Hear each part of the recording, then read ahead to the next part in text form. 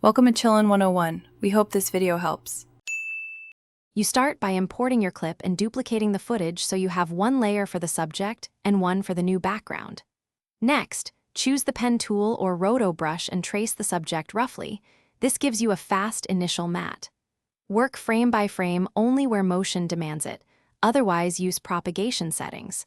Once you have a base mask, set feather to around 0.5 to 2 pixels to soften edges and enable edge refinement to reduce hard cutout artifacts before moving to cleanup.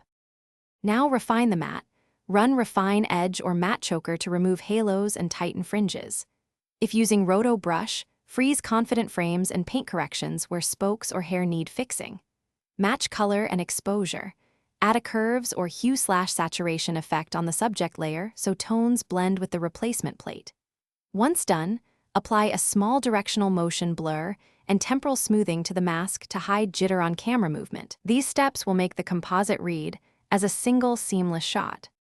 Finish by placing your replacement background under the isolated subject and track or stabilize it so perspective and parallax align. Add a light wrap effect. Duplicate background, blur, set to screen over subject, then mask to edges. This blends spill and makes the subject sit in the scene.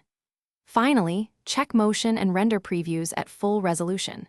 If you see edge flicker, increase feather slightly, repaint keyframes for problem frames, or adjust temporal smoothing. Those moves usually resolve remaining artifacts quickly. Thanks for watching. Consider subscribing if we helped you.